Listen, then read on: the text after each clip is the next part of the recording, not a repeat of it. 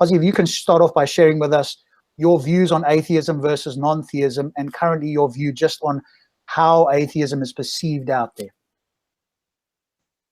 Sure. Well, what I mean by atheism is the view or the position that there are no gods, that gods don't exist.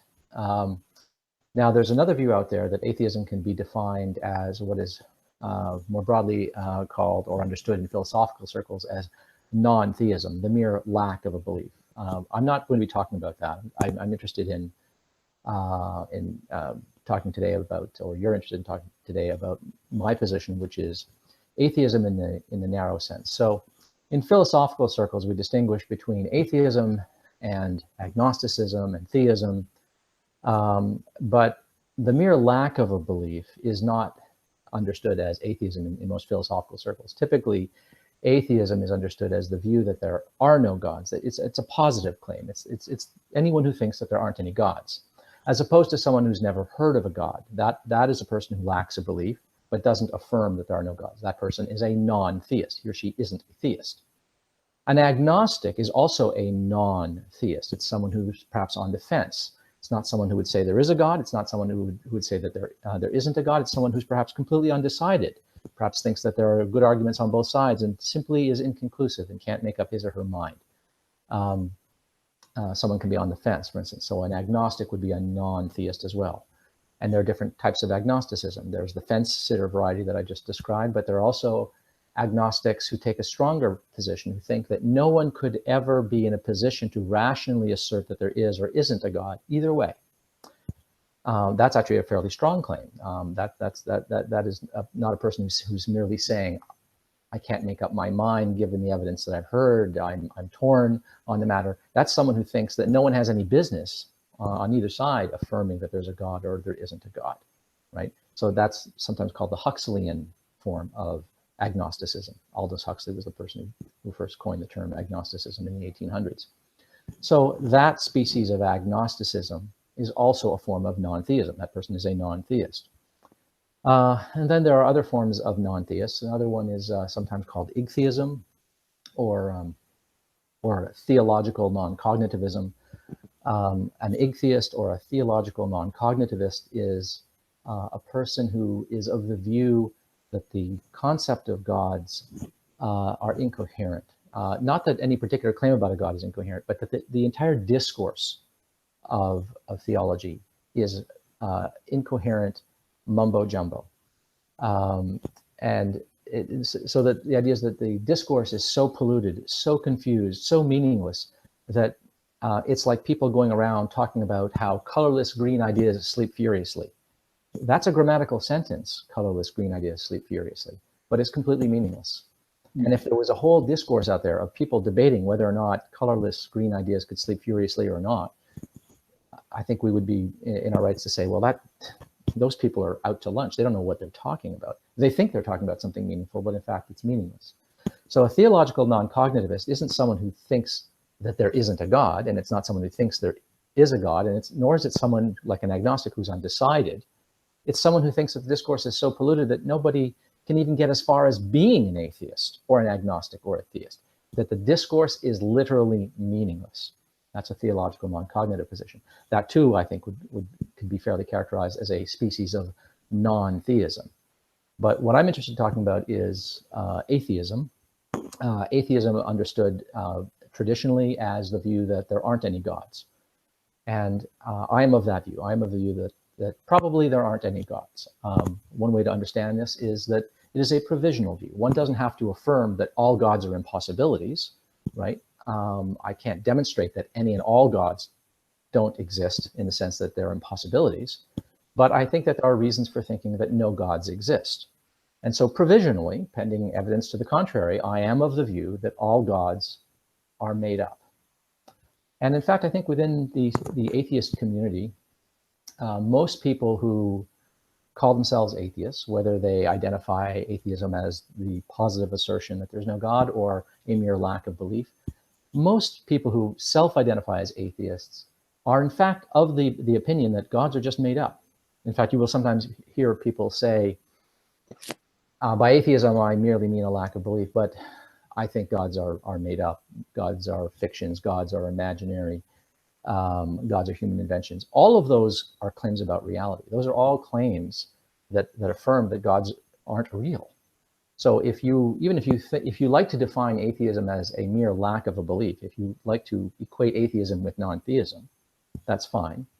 But you might also be the kind of non-theist who actually thinks gods don't exist, in which case you're an atheist not under the broader umbrella of non-theism. You are actually an atheist in the stricter, narrower sense of making a claim about reality. You are making the claim that definitely or possibly or most likely gods don't exist.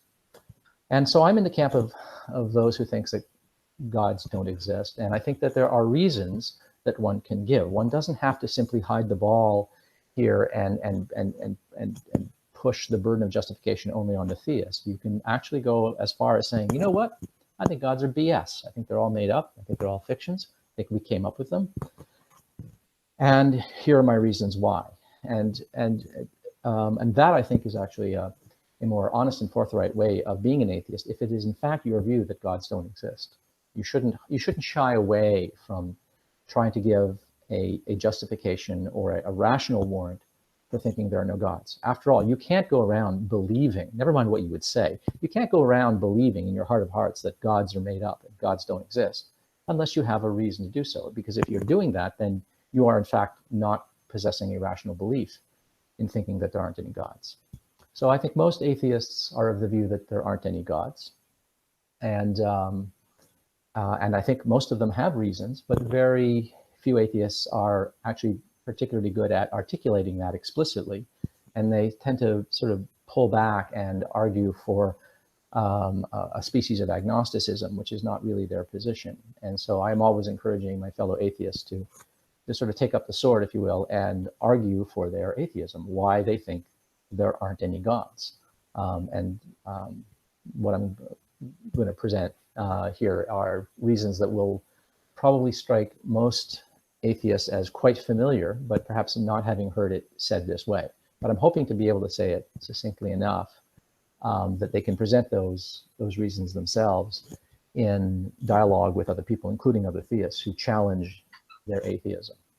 Yes, and I guess one of the reasons I put it to you that because I was what you would have termed a lack theist, and obviously you can I think you have described it, but you could go into a little bit more detail perhaps. But I was persuaded by what I heard from you, and one of the reasons I think atheists / lacktivists would take that position is they think that theists are making the positive claim, and the moment they then have to justify their beliefs or non-beliefs, as some people might call it, now they're taking their eye off the ball, or they're allowing the theist to sidestep their responsibility for giving the reasons why they believe in a God. What would be your response to somebody who says, hey, I prefer to say I lack a belief because that way I don't have to articulate anything, and I'm not going to allow them to shift the burden, quote unquote, away from justifying their belief in a God? Well, I would fully support anyone who says, I don't want to let a theist shift the burden. I think that's true. That's correct, and they shouldn't. But you shouldn't shirk that burden yourself when it comes to your own position. Remember, it's not true that in a discussion, only one person has the burden of proof. We have this expression, burden of proof, in English, but it comes from the Latin onus probandum. And onus probandum gets translated as burden of proof, but what it means is the burden of evidence, the burden of justification. Now, what determines who has a burden of justification and what that burden is isn't who has what position, but rather who has a position, period. If there are three people in a room and they are each espousing or holding three different positions, if they are talking about their positions, they have to warrant or justify their positions, whatever they are. That doesn't get anybody else off the hook. So if I am talking to a theist, for instance, and a theist says there's a God, well, if I haven't said what my position is, I don't have to defend my atheism. It's not the subject of conversation. We're talking about his or her theism. I expect the theist to defend his or her position. But if in the course of the discussion, I'm asked, what is your position, Ozzy? Or if I volunteer, well, I think gods are made up. I don't think they're real. Well, now once that happens, now my position is on the table, and we can decide, well, we can have two debates. We can debate yours and mine, or just yours, just mine, or we can debate both simultaneously. But the point is, what determines whether or not you have a burden of justification is not the other person's position. It's what you believe to be true. What you take to be true, what you think is the case, that's what defines whether or not you have a burden of justification. And it's the ability to satisfy or discharge that burden of justification, to provide rational warrant for what you think is the case, never mind what anybody else thinks is the case. You don't need another person in the room to have a burden of justification, right? If you want to claim that your position is rational, there has to be a rationale for it. It doesn't make sense to say, my position is rational by default. Something can't be rational without reasons. That's antithetical to skepticism. So if you think that the belief that gods are made up is a rational position, surely you have reasons for thinking that.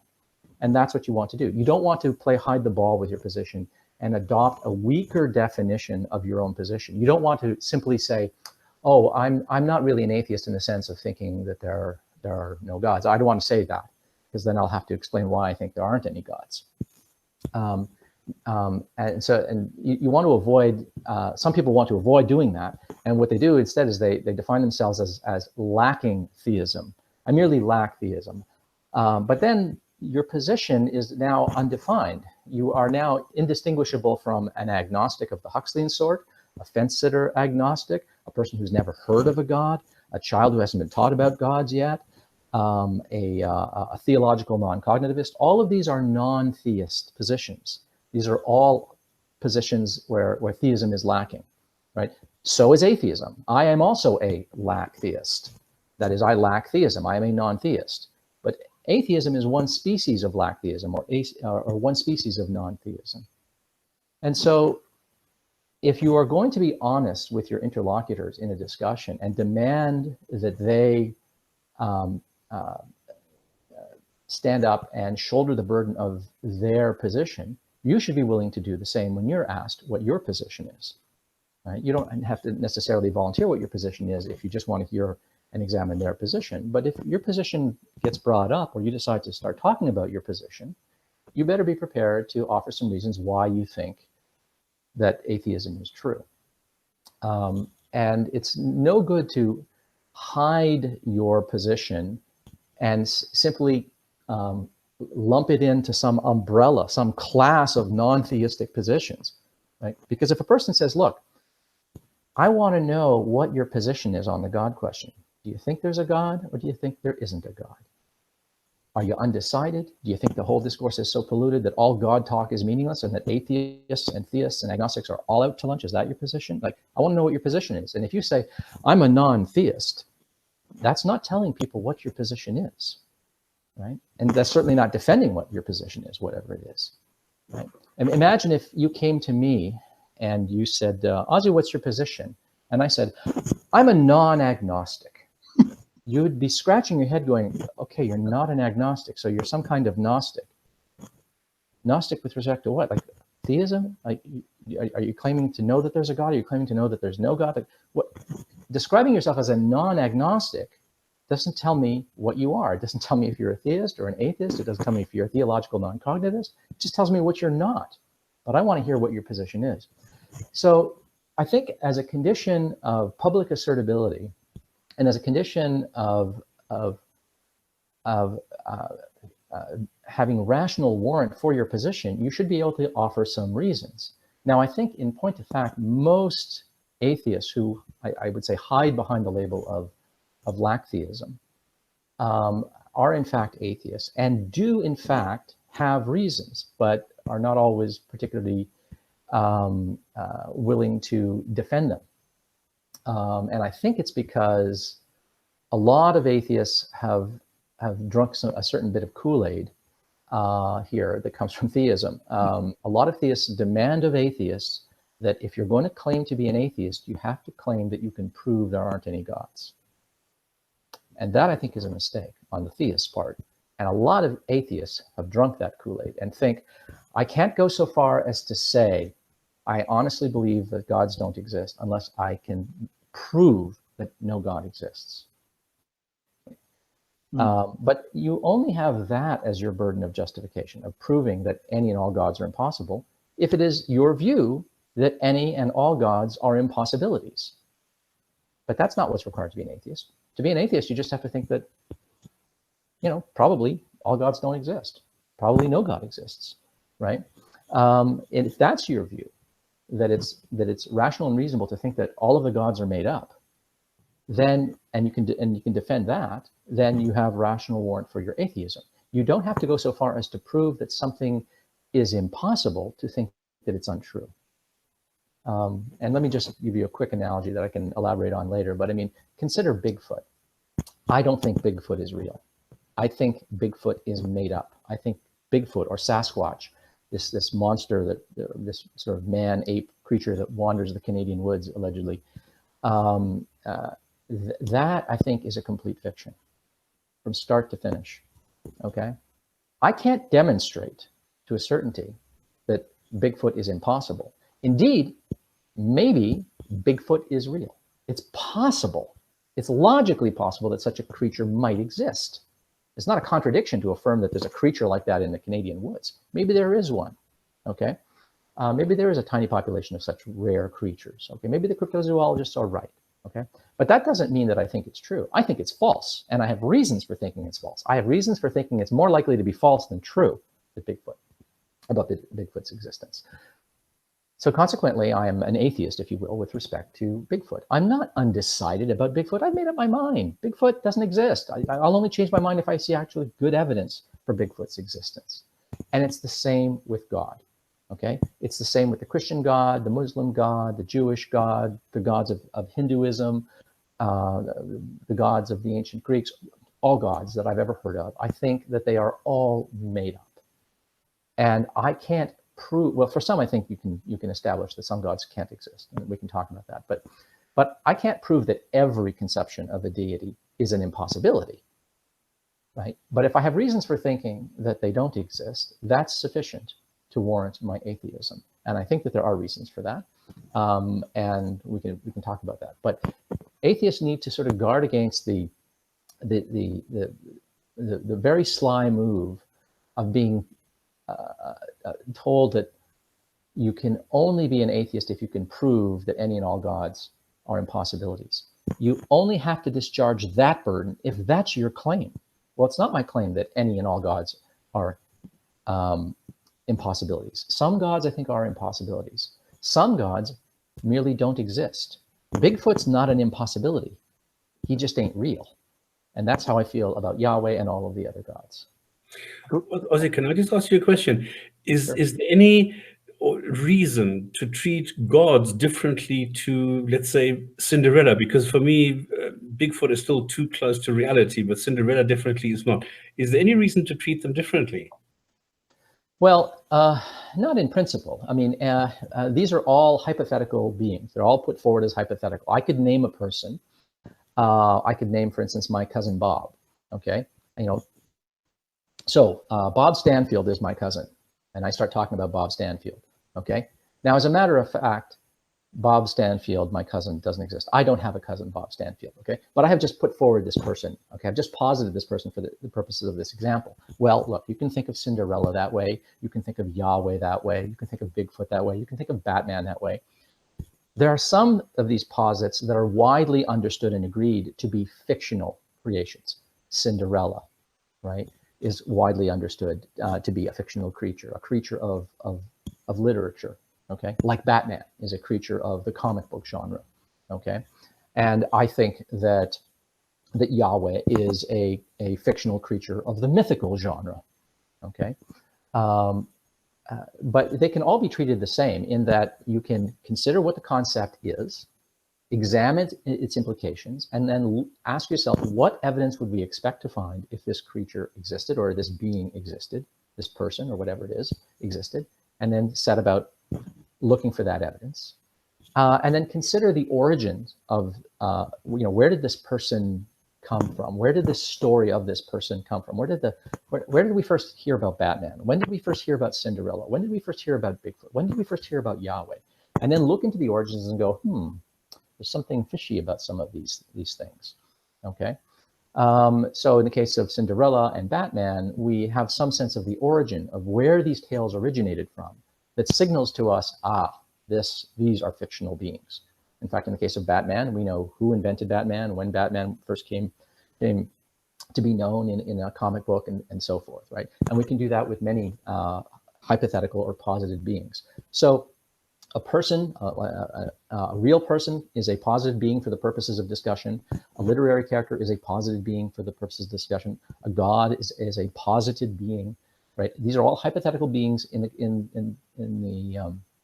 while we're having the discussion about whether or not they exist. They can all be treated sort of as hypothetical beings, and then we can evaluate the evidence to find out whether or not such a being exists. I could, for instance, start talking about my wife. Now, you people here don't know me very well. You don't know whether I'm married or not. As a matter of fact, I do have a wife. I could start giving you information about her, and you could look into videos by me. I could volunteer information that would establish that I in fact do have a wife, that she's a real flesh and blood person with certain features and characteristics, and so forth.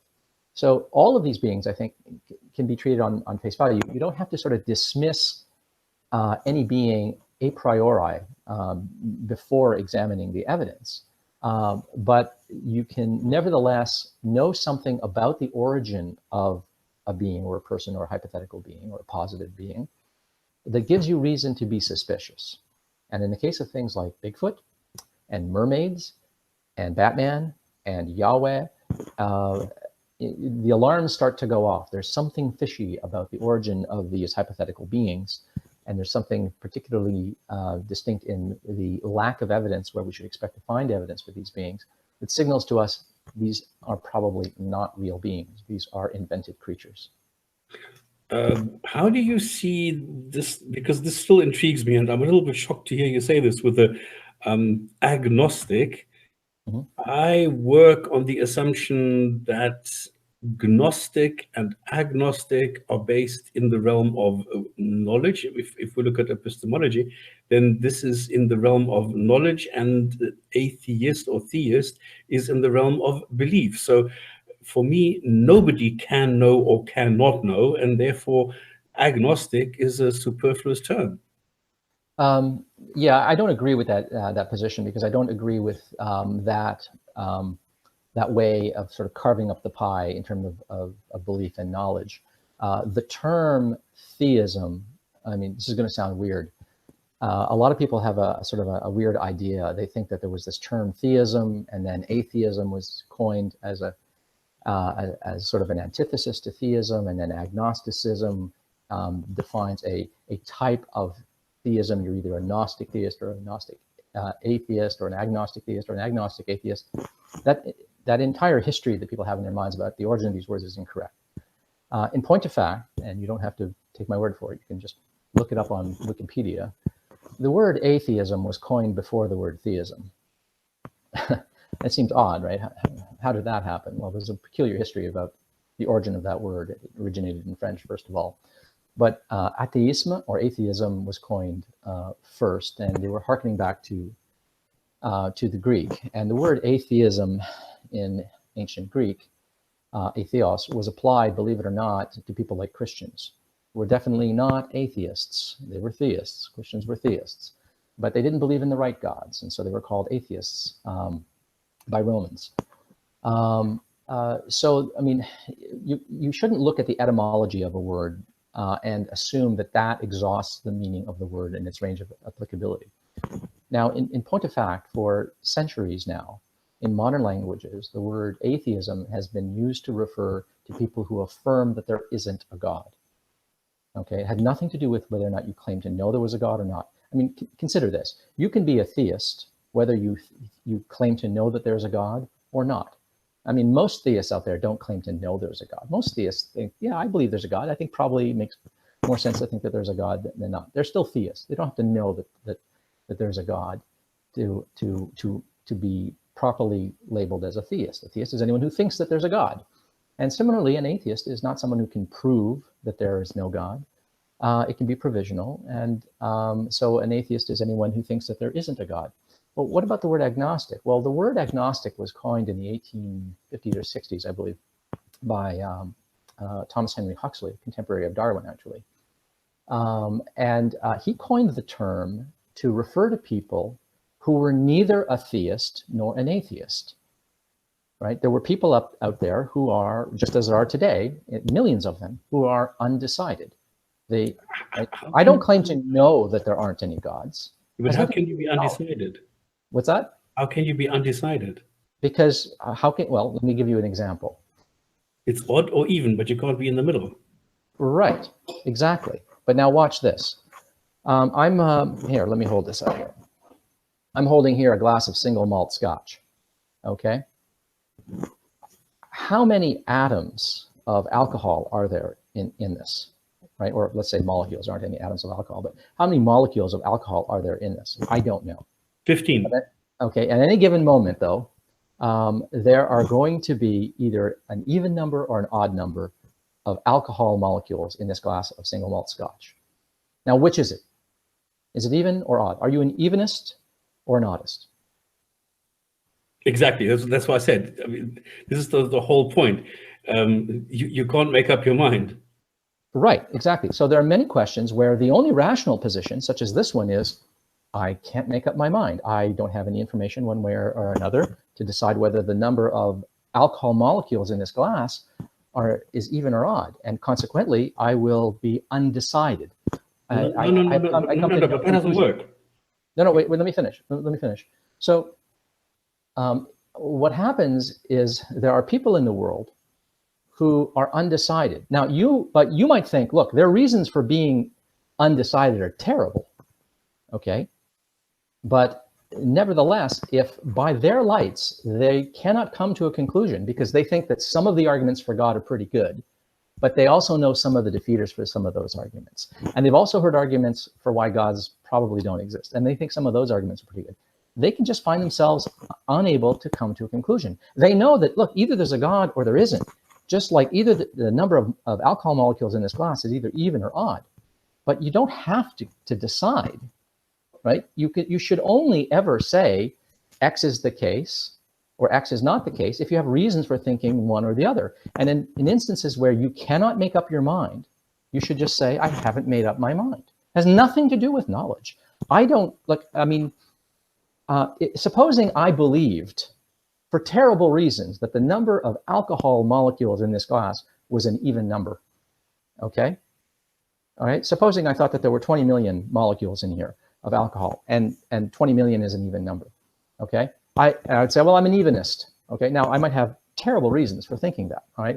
Perhaps I consulted a Ouija board or something like that. I have a terrible, manifestly bad reason for thinking that. I would still be an evenist, okay? And if you said, well, Ozzy, that doesn't make any sense, it's terrible, by your lights, you should remain an agnostic, undecided, inconclusive on the question, even though I have come to a rash conclusion. So now you might, on the God question, think, look, there's no good reason to be a theist. And you might find the reasons against believing in God stronger. And so you might think everyone ought to, rationally speaking, conclude that there isn't a God. Okay, there will be theists who think the other way, of course. Well, somebody's wrong in this instance, okay? But for a person, for any individual who is genuinely undecided, that's what the word agnosticism is for. The word agnostic isn't about knowledge. I know that the root of the word has to do with Gnostic, right? But really what Huxley was trying to coin there was people's commitment. Are you committed to one or the other? When there are people, just as there were then, there are millions today who are simply undecided, who say, is there a God or not? I don't know. And by I don't know, they don't mean that they lack certainty or that they can't prove it. They mean I don't know in the sense of being inconclusive. So let me give you an example of what I mean by that. Supposing I said, listen, let us go out to supper, you and I, tonight. We can either have Chinese food, Japanese food, or Mexican food. What do you want to do? And you go, oh, I don't know.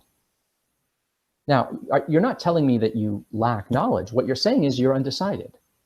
You're inconclusive. Very often when we say, I don't know, what we're saying, what we're not saying is that we lack knowledge. Very often what we're saying is, I'm undecided, I'm inconclusive. In fact, most of the time when people say they don't know when they're given options, they are actually not signaling a lack of conviction or certainty, but rather inconclusiveness or ambivalence on the subject. So the words "I don't know" are not always an epistemic concept. That expression "I don't know" is idiomatic language. Sometimes it's epistemic, meaning they're talking about knowledge, but many times it's psychological. They're simply describing their psychological state of inconclusiveness or indecisiveness. And so when Huxley coined the term, he was actually talking about people who are of the opinion that no one should be deciding one way or the other because the question was could not be resolved. And if it could not be resolved, nobody had any business affirming theism or atheism. That was Huxley's position. Okay. And then, of course, there are people who are just fence sitters who are not Huxleyan agnostics, who affirm that the question is undecidable, but they themselves have not yet come to any decision about it. Okay. So I think that's the sort of the proper way to understand agnosticism as it has traditionally been used. That's why when you go out on the street and you talk to a person and you say, do you think that there's a God or not? If they say, well, I haven't made up my mind on that, and you say, oh, so you're a kind of atheist, they'll go, no, I'm not a kind of atheist. An atheist is someone who thinks there's no God, right? Those people are actually, who say that are, in their naivete, are actually better capturing how those terms, atheist and agnostic, have traditionally been used. So I think it's perfectly sensible for a person to say, I'm an agnostic. That is, I am undecided when they can't decide. If by their lights they don't have grounds, rational warrant by their own lights to conclude one way or the other, they should not conclude one way or the other. It would be intellectually dishonest of them to affirm theism or atheism. They should just simply say, I'm undecided, and that can be provisional. And it very often is temporary, but not always. Some people go through their whole lives unable to make up their minds. Okay, thanks for that. I'm just too radical, I suppose. I think there's a question here from one of our very smart listeners and a colleague of mine. Does the sensus divinitatis constitute evidence? And can we say, and if so, can we say the same about sensus non-divinitatis? Oh, that's interesting. That's clever. Okay. Well, for those who don't know what the sensus divinitatis is, this is a Christian concept, actually. And it is the view that there is in everyone a sense of the divine. That is an awareness of the divine. Okay, it is a capacity to apprehend or experience God. And according to some flavors of Christianity, everyone possesses this sense, and as such, everyone really in their heart of hearts knows that there's a God, and so believes that there is a God, because they can have a direct experience of God. Other people construe the sensus divinitatis a little more weakly. They think it is a capacity to, in principle, experience God, but not everyone has experienced God. So that's a sort of a weaker version of it. Okay, so that's the sensus divinitatis. I think that is BS. I think that there's no such thing as the sensus divinitatis. I don't think that there's a sensus divinitatis any more than there's a sensus bigfootus. I think that is completely confabulated. The idea that there is some psychological or spiritual capacity within us to apprehend the divine, but that somehow isn't articulated, it sounds like exactly the kind of thing that is born of desperate desire for reasons and evidence, right?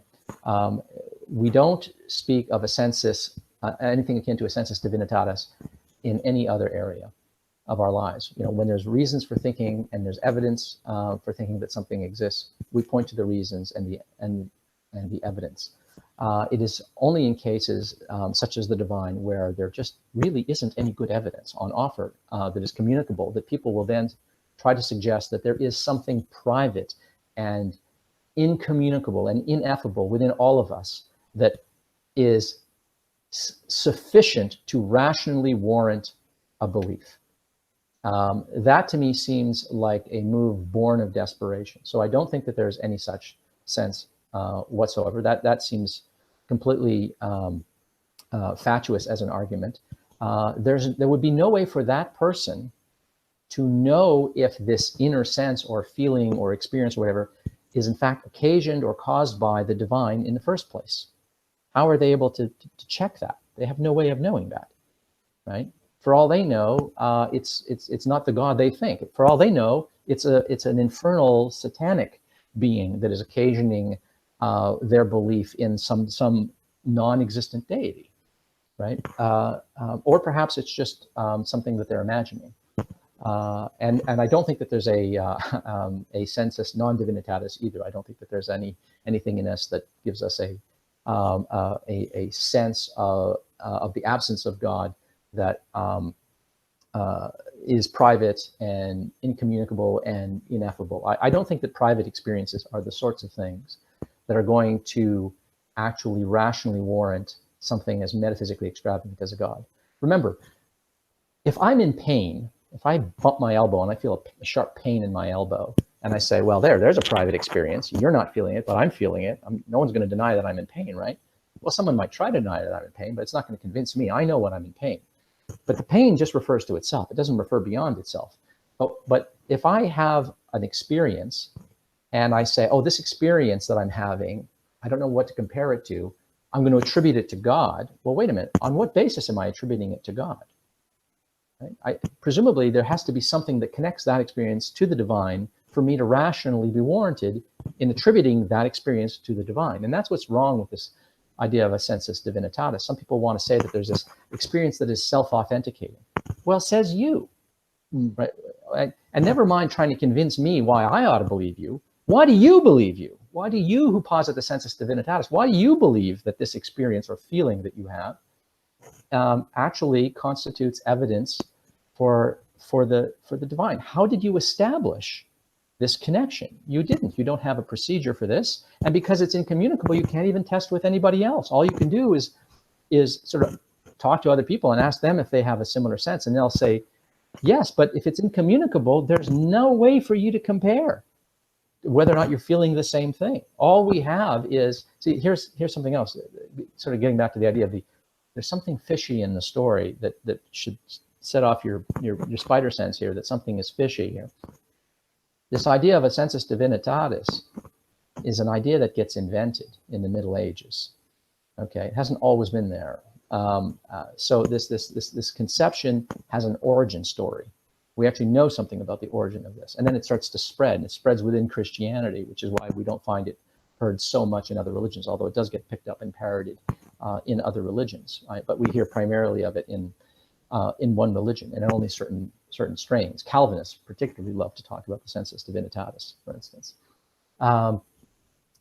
So I think once you know something about the origin of an idea and where it came from, it can give you reason for doubt. It's not reason for dismissing it outright. You don't want to commit the genetic fallacy and say, well, I know how it originated, therefore it can't be true. But when you know the origin of something, it allows you to put it in a class with other things. And if all those other things are BS, then you can go, oh, wait a minute, now I have some prima facie reason for thinking something is not right with this. So for instance, if I first hear that a certain character that I've heard talked about for a long time was first introduced in a comic book, all of a sudden I have a reason to think, oh, maybe this is a made-up being. Maybe this is just a character in a comic book. Why? Because other characters in comic books are typically fictitious. Although sometimes in comic books there are references to real people, right? So it doesn't settle the case, but you can end up putting things into a class that gives you reason to suspect that thing doesn't exist. And I think gods, like Bigfoot, belong in a certain class. Bigfoot belongs in the class of things along with unicorns and mermaids and wendigos and Manasukan and all kinds of other fictive creatures, none of which have ever been demonstrated to exist. Okay, and so right off the bat, you ought to think, I'm going to be skeptical about that. My BS detectors are ringing. And I think gods are the same way. And I think the sensus divinitatis is the same thing too. This is a capacity with no analogs in the rest of our lives, right? There's nothing else epistemologically that functions this way. But we are expected to take seriously the claim that everybody has within them a capacity to detect the divine that is incommunicable and ineffable and there's no way to compare it and arrive at any kind of intersubjective agreement about it. Yet we're supposed to trust it, and we're supposed to trust that it points to the thing that we say that it points to. This seems to me to be completely fatuous as a reason for believing. And so even when I was a theist, and I was a theist as a young man, for instance, even when I was a theist, I never found that a compelling argument. And I can remember articulating a version of that, not in its Latin expression, but in English. And I remember articulating that, and I can remember being a little ashamed of myself when I did it, because I knew I wasn't actually describing any particular experience or feeling or way of thinking. It was really just a hunch. Cool. Okay, I think let's move on then to the reasons for you being an atheist. So if I or Stops or Abu here were theists, and we ask you the question, okay, Ozzy, so you're an atheist. Why are you an atheist? What would be your views on that then? Sure. Well, the first thing I would do is I would point to the lack of evidence where one ought to expect to find evidence. Okay, that's part of what it means to discharge your burden in this instance. Okay, so for instance, if the Christian God were true, or the Jewish God were true, as described, okay, then this God, Yahweh, is responsible for a global flood, for instance. He's responsible for the captivity of Jews by Egyptians, these Jews being held in slavery, a mass exodus out of Egypt, an army being swallowed up in the Red Sea, all kinds of things. There is evidence we should find. We should find evidence of the global flood. We should find evidence in Egyptian records of this captivity of Jews, of the mass escape, of the Pharaoh and his sons and his army being washed away while in pursuit of the fleeing Jews, for instance, right? We find no such evidence, right? So an absence of evidence where you ought to expect to find it is evidence of absence. Now, this is an important point, because you will often hear theists say, an absence of evidence is not evidence of absence. Now, I'm going to tell you to the contrary. Oh, yes, it is. An absence of evidence is not a proof of absence, but an absence of evidence is evidence of absence. What else could be an evidence of absence other than the absence of evidence, right? When you say absence of evidence is evidence of absence, you have to emphasize the word evidence. An absence of evidence is evidence of absence. It's not proof of absence, but it is evidence. It does count towards the conclusion that this being probably doesn't exist, or that this thing doesn't exist, or that this cause doesn't exist, or this principle doesn't exist, whatever it is you're talking about. This is how we proceed all the time.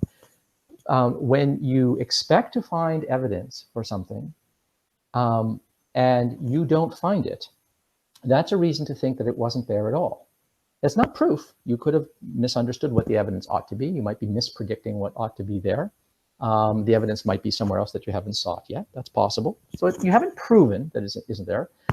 Let me expand upon this with a Bigfoot example, okay? If Bigfoot were real, if there was a species of large ape-like humanoids running around in the Canadian woods, what would we find? Okay, well, we should find by now a specimen. By now, in the hundreds of years that people have been living in Canada and collecting fauna and doing taxonomy, right? Not to mention the thousands or tens of thousands of years that Native Americans lived here, okay? Just in the last few centuries, where we have been systematically collecting evidence of all the flora and fauna in the country, we should have found a specimen by now, right? One of them should have been hit by a car or a truck crossing a highway at night. One of them should have been shot by a hunter. One of them would have frozen to death in a harsh winter, starved to death, been afflicted with parasites, injured, drowned in a river, right? Something. We by now should have found a carcass. If not a living specimen, a dead specimen. We should have found their bones. We find the bones of giant sloths and mastodons and giant beavers and saber-toothed tigers here in Canada, right? These all existed millions, tens, and hundreds of millions of years ago, some of them, if you include dinosaurs. No bones of these Bigfoot, right? These are all things we should find. We should find hair. We should find stool samples, right, with DNA. Hunters and hikers and campers are out there putting up their trail cams in the Canadian woods. They take pictures of moose and foxes and wolves and marmots and chipmunks all day and night, year round. Never a Bigfoot. What evidence do we find for Bigfoot? Blurry, grainy video, photographs, footprints that never lead back to an animal. Any hunter or tracker will tell you, if you find tracks and you keep following them, you will often, not in every case, but often, you will find the creature that made them. You will find its lair, you will find its den, or you will find the creature. This never happens with Bigfoot. In other words, we don't find the evidence that we should find, and what evidence we do find in the case of Bigfoot is exactly the kind of evidence that you can easily fake. Photography, bad video, casts of footprints, or footprints that could easily have been faked. All of the evidence is easily faked evidence, okay? But what we don't find is the DNA, the hair, the stool, the body, the living specimen. None of that do we ever find. All we get are lots and lots of tales by people who purport to have known someone who saw Bigfoot, or purport to have seen Bigfoot themselves, or had some kind of encounter, or heard him, or something like that, okay? So an absence of evidence where we expect to find it is a reason to think that this thing doesn't exist in the first place, which is why I don't think that there's a Bigfoot. I can't prove that Bigfoot's an impossibility, but it's not my claim that Bigfoot's an impossibility. My claim is that Bigfoot is not an actuality, right? I just think Bigfoot's not actual. I'm not claiming he's impossible, right? I'm just claiming he's not actual. And I need to defend that. And the reasons, the rational reasons for thinking that Bigfoot doesn't exist is that all the evidence we would expect to find isn't there.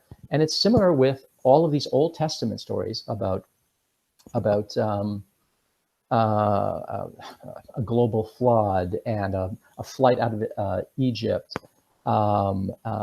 Meanwhile, there are certain stories like the Babylonian captivity of the Jews, which is borne out by evidence. That much we can believe, that much we know is true. That did happen, okay? Was there a King David? Yeah, there was a King David. It doesn't look like he was the big deal that he's made out to be in the Old Testament, but it appears there was a King David. It might have been a small tribe, but there appears to have been a King David, okay? So some of the story is true. In the story of Jesus, for instance, could Jesus have existed? Of course he might have existed, right? But what about this story in the Gospel of Matthew where when Jesus is crucified, the veil is torn, there's a darkness at noon, there's an earth-shaking earthquake, and the tombs of the Jewish saints open up and they come out of their tombs and walk around in the city of Jerusalem. Did that happen? What evidence would we expect to find? Someone would have written about it. Someone other than the one Gospel of Matthew. None of the other Gospels even write about these events, right? You would expect at least another Gospel writer to write about it. But no other Gospel writer but Matthew writes about the zombie uprising of Jewish saints coming out of their tombs, right?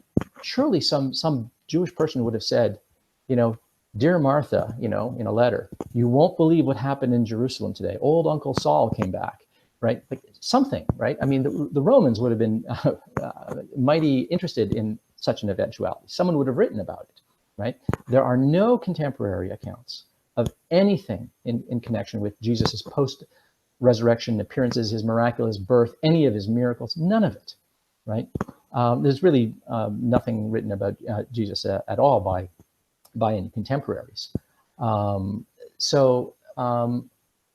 of this is an absence of evidence where you would expect to find it. So that's the first reason. The first reason I think that these gods don't exist is I don't find evidence where I would expect to find it. And what I have just told you here about Yahweh, which I think would have affected the three Abrahamic faiths, Christianity, Judaism, and Islam, could be multiplied for other gods and other religions. We just don't find the evidence where we would expect to find it. Okay. Before you carry on then, Ozzy, a Please. couple of things. One is I think your microphone is just brushing against your collar, so Every time we just hear it tapping there. I don't know if you can Sorry. just move it a little bit away from your collar there. The other question was, so you've given those reasons there. Somebody in the comments, and I actually hear this from some theists as well, what about consciousness? Surely consciousness points towards a conscious creator, because consciousness, well, that's something very special, and that's different from what you're talking about.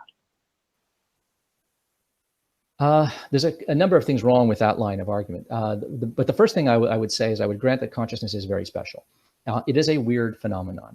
Okay, we don't have an explanation for it. There are many mental features of our mental lives that are so far unexplained by our materialistic, physicalistic, scientific ontology. We don't know how the capacity for the mind, well, first of all, consciousness is a mystery. We don't know how it arises. Okay, we know that it does arise. We know it's connected to the brain, but we don't know how the brain actually generates this. I'm of the opinion that brains cause minds, but I'm not of the opinion that we are even close to understanding how that works. That remains a mystery. But there are other features of the mental causation, for instance, deliberative will, rationality, intentionality, subjectivity. There's all kinds of features of the mental, of things that are characteristically mental features that we don't know how to reduce or explain in terms of lower level neurological phenomena. Perhaps someday we will, but presently we don't, and I'm not optimistic that we will anytime soon.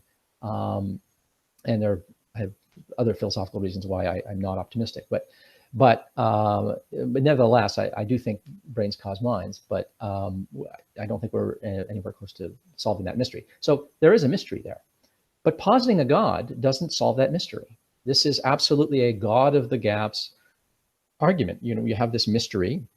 How do brains cause minds, or how does consciousness arise, or why does it exist at all? Why does it have the features that it does? Oh, I know. I'll just posit it that a God does it. Well, that's a God of the gaps, right? That is an argument from ignorance. I don't know why this is the case, therefore God did it. So that, I think, is not a good argument. That is a sort of a paradigm case of a God of the gaps argument and argumentum ad ignorantium. An argument from ignorance, an argument born of ignorance. This is not to say that you are ignorant if you advance this argument. It just means that what you are doing is you are appealing to a piece of ignorance, to some hole in our knowledge, and saying, therefore, it's this particular thing, without knowing how that particular thing could do that. If a God exists, we have no idea how a God could do this either. I think that the prospect of showing how something supernatural causes consciousness, I mean, that's even more hopeless than trying to explain things in terms of neurons at this point. So how it happens, we don't know, but God talk doesn't help at all. That just compounds one mystery with an even deeper, less well-defined mystery. Fair enough. Okay, cool. Let's move on then. Okay. Another way that I would argue for atheism is that many God concepts contain internal contradictions. That is, they are logically incoherent. That is, within the specific concept of a God or a category of gods, there is some contradiction. Okay, and that is a good argument for provisionally rejecting the existence of something. I mean, if you can point out that something, some concept contains a contradiction, you know that concept, as understood, can't exist. It's like talking about a square circle. If someone says, I have an object here, and I say, oh, what shape is it? And they say, oh, it's a square circle. Look, I don't know what object they're holding, but I know that the way they've described it isn't right. So the square circle thing in their hand that they're saying they have in their hand, it doesn't exist, not as described. Okay, so let me give you an example, for instance, from religious theology. We often hear that God is absolutely and perfectly just. This God is always just. He is unsurpassingly just. But we're also told that he is unsurpassingly merciful, that this God is merciful. But wait a minute, there's a problem with these two concepts. To be just, it means, especially if you're in the capacity of a judge, to mete out the rewards and punishments that are deserved, if any. Well, consider Christian theology, for instance. Christian theology tells us that we are all born in a condition of original sin. We sin in our lives, and we all are deserving of hell. Okay, that's a common Christian view. We all deserve hell. No one deserves salvation. But we are told God is merciful. And because he is merciful, some of us will be saved. But wait, if we all deserve hell, if we literally all deserve hell, then hell is where we should all end up if God is perfectly just. And so, yes, but he's merciful. But then he can only be unsurpassingly merciful or merciful to even the smallest degree at the expense of being perfectly just and fair and meting out the punishments we deserve. Right? So there's a contradiction there. This concept of a God that is perfectly good and perfectly just, as a judge especially, is incompatible with the concept of apportioning mercy to people who don't deserve it. Because to be merciful is to relax the punishment that is deserved, and that mitigates against being perfectly just. So these concepts are inconsistent with one another. Now, you can tinker with the definition of just, you can tinker with the definition of merciful to try to get around these things, but on their face, these two concepts are incompatible. So if the God you believe in, or the God that a person believes in with whom you're speaking, says they believe that God is perfectly just and perfectly merciful, or even slightly merciful, I can say right there, no, that God as described, that God's an impossibility. As impossible as a square circle is impossible. Okay, that God is just off the table. Now, does that mean that there's no God? Well, no, maybe they've just misdescribed their God. Just like a person might hold an object in their hand and say, I have an object in my hand, and I say, what shape is it? And they say it's a square circle. They might in fact have an object in their hand. It just ain't a square circle. It can't be a square circle. So the God that they're describing, they might in fact just be misdescribing, right? But I'm an atheist with respect to the God that they're describing, right? The God that they're not describing, well, who knows? We'll cross that bridge when we get to it, okay? Now, there are many attributes of gods that are like this. A lot of the omni attributes, or omnipotence, omniscience, omnibenevolence, right? Omnipresence, being atemporal. All of these concepts, I submit to you, are made up. They smack of the fictional. Why do they smack of the fictional? They're all extrapolations of ordinary mundane things, okay? For instance, we all know what it is to be a good person. We all have a sense of some idea of, who's a good person, who's a rotten person, who's a scoundrel, who's heroic and stuff like that, right? And you can just extrapolate a person's good virtues to the nth degree, and there you go. That might be your concept of omnibenevolence, okay? You can imagine how one person is more powerful, has greater capacity to do things than another, okay? You can extrapolate that, right, into the concept of infinite power. We know that there are some people who are more knowledgeable than others. You can extrapolate that and imagine a being that knows everything that is knowable, okay? And so on. All of these attributes of God, however, are not discoveries that we have made about God. It's not like God is there and we have discovered this about God. These are all things that are simply bragged about gods. We are told that the gods are powerful, that they are all good, that they are all merciful, that they are atemporal, that they are omnipresent, that they're omniscient, and so forth. These are not discoveries. These are stipulations about these gods. And when you examine some of these concepts, some of them are incoherent. The concept of omnipotence is really hard to get your head around. There are so many, we don't know what omnipotence is. Omnipotence only means something to the extent that we define it. So some people define omnipotence as the capacity to do anything. Others define it as the capacity to do everything. Some people define it as the capacity to do everything that is logically possible. Other people describe it as the capacity to do everything that is logically possible and all the impossibilities too. And that's not an exaggeration. This was actually a very lively debate in the Middle Ages about God in Catholic theological circles, actually, whether or not God could do not just all possibilia, but all impossibilia. Could God do all the impossible things? So all of these concepts that are assigned or ascribed or attributed to God, these things are not discoveries that we've made about God. These are not concepts that we're actually familiar with. These are all extrapolations of ordinary mundane terms, right? Extrapolated or cantilevered out to the nth degree and then attributed to God. And the result is sometimes we don't know what we're talking about. And sometimes even when we try to get clear on a concept and get very, very specific about what we mean by a term like omnipotence, we discover that it is incompatible with another attribute of God. So, and a lot of gods have these omni-attributes because people are given to boasting about their gods. People want a God worthy of worship. And so there's a lot of, fancy talk about gods. And these generate inconsistencies, theological, internal contradictions. And when that happens, that God, as described, can't exist. No more than a square circle can exist. So that's another reason why I'm an atheist. To the extent that God concepts have been explained to me and fully articulated, they are often rife with contradictions, internal contradictions that may mean that they cannot exist as described. Okay. Then there are, so there's another, so those are internal contradictions. There are also external contradiction. An external contradiction is when you have a concept of something, but there's something outside the concept that contradicts it. Okay. So for instance, I gave the example that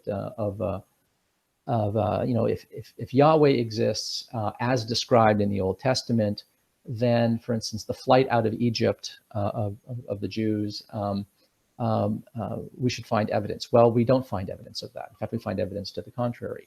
The flood narrative, right? We find evidence to the contrary. There's no evidence of a global flood, on the contrary. So there's evidence to the contrary. So that's not just a lack of evidence. We often find evidence that contradicts what we would predict. So that's an external contradiction. So there's the absence of evidence that you would expect to find. There's internal contradictions, and there's external contradictions. There's also the problem of more rarefied gods. Think of gods like the gods of deism, for instance, okay? Sometimes people will point to a god that is so rarefied, it's sometimes called the god of the philosophers, a god that is just a creator, it's just a mind, it brought everything into existence, it doesn't interact with the world, it doesn't talk to people, it doesn't respond to prayer, it doesn't communicate in any way with people, it has left no marks. The problem with that, of course, is that you're going to have an absence of evidence there, but that kind of God doesn't predict that there would be evidence. Okay, so here you have a lack of evidence, but you don't have a case where of evidence lacking where you would expect to find it, because by hypothesis, you should not expect to find this God. This is an undetectable God, right? A lot of deists posit a kind of undetectable God, whether they intend to or not. So these more rarefied forms of God are harder to disprove in the sense that you can't find a contradiction. There's nothing in the world that contradicts them, but that's because they make no predictions, right? They are a very safe bet. They make no predictions, and so they cannot be contradicted by any data, okay? But that also means that they are undetectable by means of any data. They are unfalsifiable gods, and hence they are undetectable gods, right? But does that mean that they don't exist? I mean, maybe, reality is just stiff with these gods. Well, the problem is this. If you have a God that is a mere or bare logical possibility with no reason to think that it's true and no predictive consequences of what we should expect to find, if it doesn't generate any predictive expectations of what you should find in the way of evidence, okay? If all you have is a bare logical possibility to hang your hat on, that's not a reason to affirm that it's even provisionally true or even plausible, because the sheer number of these merely logical possible things is literally infinite. There could be an infinity of these gods, right? And you could ascribe any attributes you want to them, right? But they might be incompatible with one another, right? Absent any evidential basis for identifying which of the merely logically possible gods actually exist, you have no principled way to choose from among the myriad numbers of gods that you could just make up, limited only by your imagination, right? And if you try to accept them all and say, okay, well, I'll try to be open-minded and agnostic about them all, okay, you're going to end up bloating your ontology, that is your theory of what exists, to literally an infinity of mutually incompatible entities. right?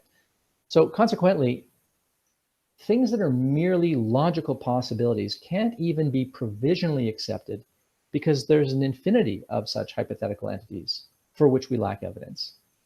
And because these bare possibilities are incompatible with each other, we can't accept them all.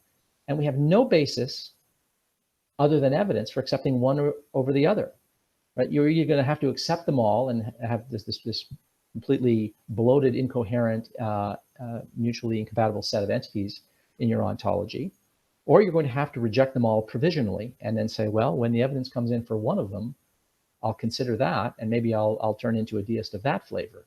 But absent any actual predictive consequences arising from that particular concept of a deity, I have no reason to accept that this thing exists. I have to provisionally reject it. So that's why I reject every flavor of deism, although I don't do so with the same stridency as I would gods that make more specific claims. One of the problems with deism and those sorts of gods of the philosophers is that they tend to be so rarefied as to be close to meaningless. I cannot imagine what a universe would look like with such a God and how it would differ if there were no such God, right? Every universe you can imagine, right? I mean, you can imagine our universe exactly as it is, or you can imagine a very different universe. All such universes could have been created by a deistic God, right? A God of deism, right? Because that concept of a deistic God, of a mind that is intelligent and creates gods but doesn't interact with it, has no particular purposes for it, and just walks away, or no specified purposes, that is compatible with any universe, not just this universe, all universes. It predicts nothing, right? So it doesn't help us understand or explain anything in the world. But the real problem there is that because it doesn't help predict any particular way that reality could be, there's no way that reality could be this way or otherwise that could point back to that deity as the cause of the reality in question. Right? So they end up being vacuous. And so I reject them all provisionally. And if someone says, here, I have a concept of a deity, of a creator God, of an intelligent mind that brought everything into existence. Here are some of its attributes. Here are some of its capacities. Here might be some of its motives. Here might be some of the means and methods by which it brought about reality. Here are some telltale signs we would expect to find in a universe if it existed and was created by this being. Then we could go set about looking for it. But the problem with deism, as I see it, is it generates no predictive expectations, and hence no way to falsify it, and hence no way to detect it. And the number of such deities is limited only by the fecundity of your imagination. And I'm not prepared to bloat my ontology with an indefinite number of these thin, anemic gods in order to appear open-minded. I have to reject them all provisionally. Yeah. So, Ozzy, just on that point, why do you think that there are deists then, in the sense of why are they not atheists or agnostics and prefer deism if it's in a sense unfalsifiable? Isn't it emotional attachment?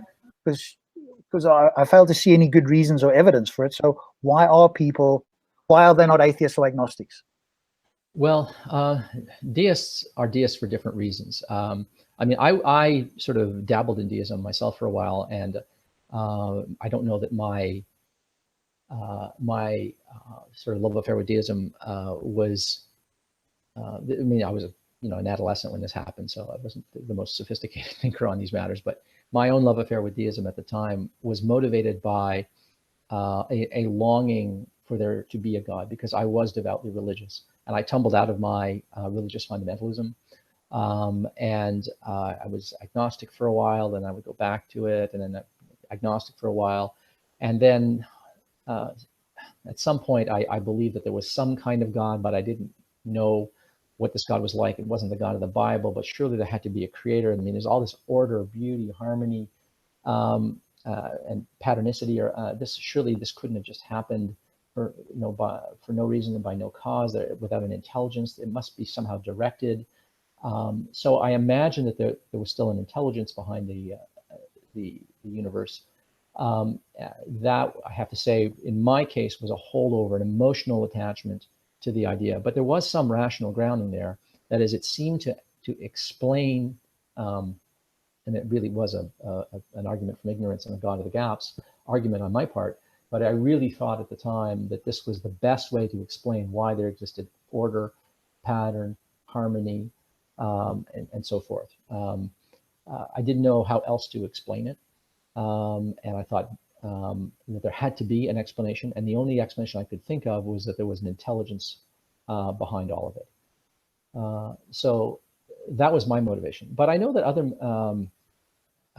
deists have different motivations. Like, not everyone comes to deism sort of as a sort of a last stepping stone out of their theism into atheism, as was the case with me. A lot of people are sort of deists their whole lives. They've grown up in a home where, you know, people posit that there's a God. They look around the world, they find order, beauty, harmony, predictability, and they think, and the fact that the universe is explicable, for instance, that it's amenable to mathematics in the sciences, for instance, you know, and they go, you know what? I think if the universe was created by an intelligence that used math and logic and so forth, then we would expect math and logic to help us understand and map reality, and that's why math works and why logic maps onto reality. I mean, I think these are actually bad arguments, and they're good arguments against that. But I think a lot of people think that there are features of reality that are best explained in terms of intelligence. In other words, the fact that the universe is itself intelligible strikes many people as pointing in the direction of an intelligent agent behind the universe in the first place. And I think that's a bad argument. I think it's a poor induction, but I think that it isn't necessarily born of any emotional attachment. I think you can sort of soberly and dispassionately think this. I still think it's a fallacious form of arguments that undergird it, but it isn't necessarily what I was going through when I tumbled out of my faith. Good, fair enough. Perfect. Okay, there aren't any questions about that. So if you want to continue on, that's great. Okay, well, there's another thing that I wanted to touch on, and that is the sort of the origin of religious concepts. There are certain facts that we know about us. We know that we're pattern-seeking creatures, right?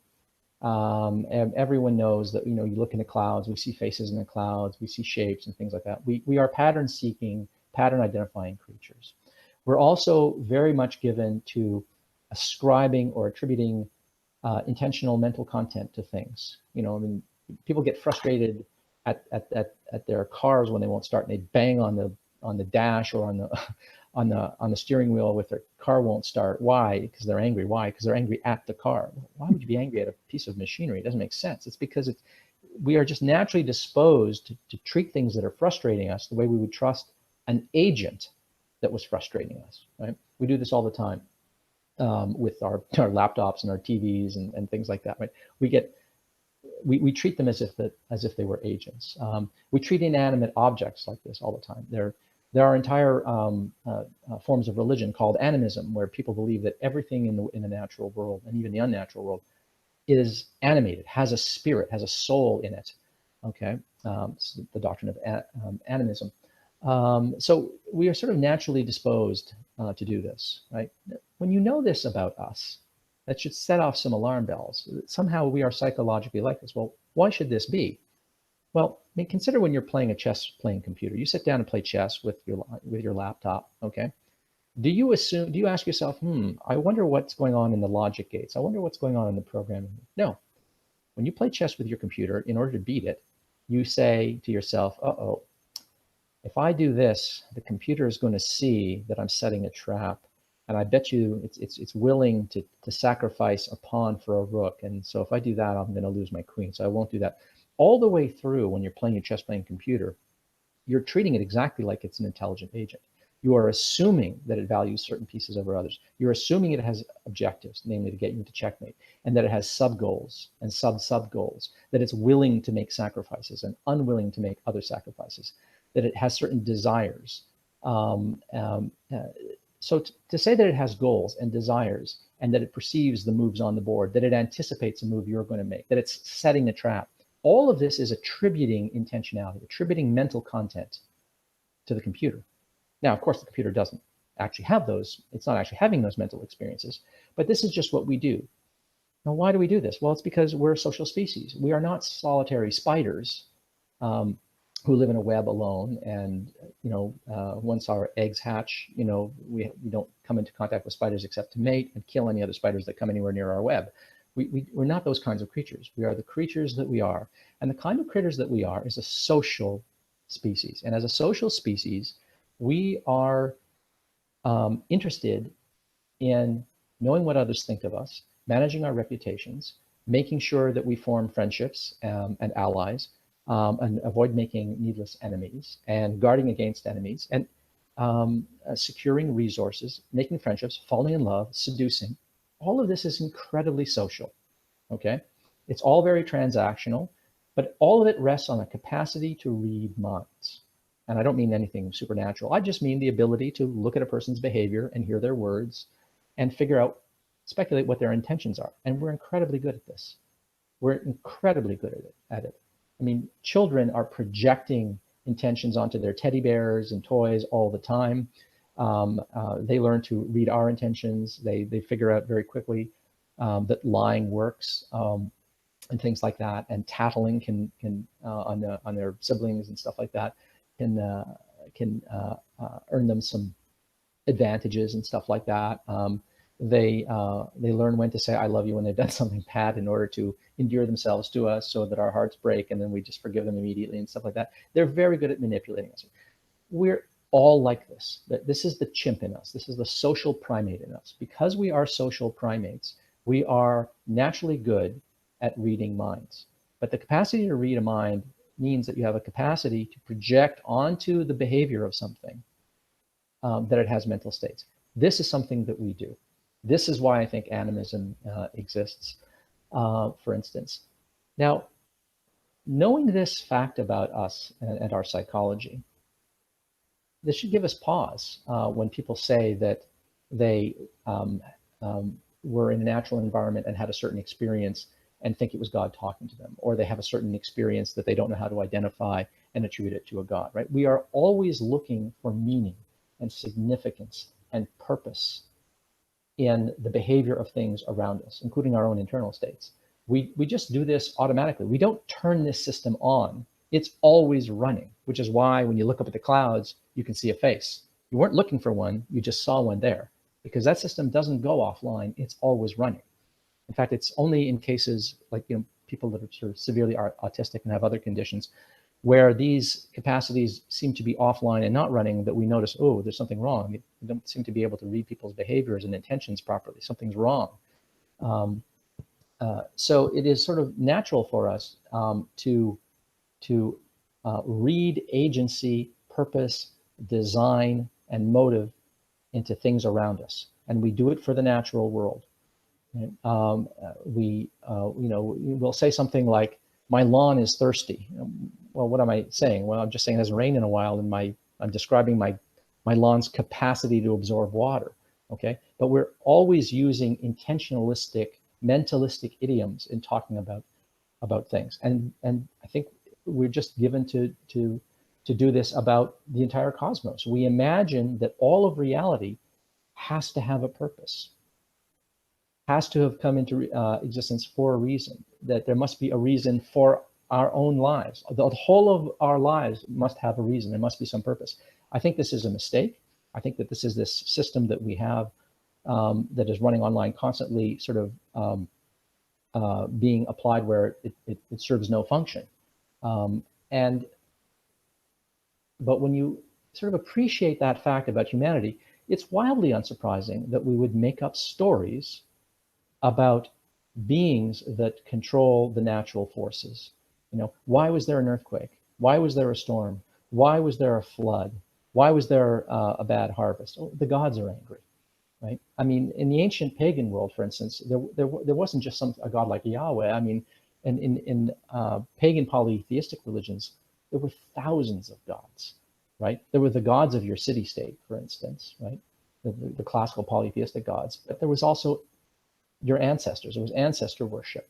You believe that they continued to exist long after they were dead. But there was also the natural gods. Every river, every stream, every forest had gods in them. Okay, that infused them. Okay, this is just something that we naturally do. It is natural for us to do this, to project the mental onto the whole of the world, and parts of the world and the world writ large. And so it's not surprising to me that we are disposed to be religious, and then some of these ideas come to be systematized. Would one also add to that the fact that where we didn't have explanations for these in the past, and we would have looked at deities and so on, our scientific achievements and progress has pushed back on that. So we now have explanations for what we could have or possibly did think were, the deity was a source of some of these events. Yeah, I'm not trying to suggest that religions only exist to explain the inexplicable, although they do that. That is just, I mean, you can look at the history of religions, and it's like a long tail of confabulations trying to explain why historical events unfolded a certain way, why a person lived or died, why something happened to your city, why something happened in your life.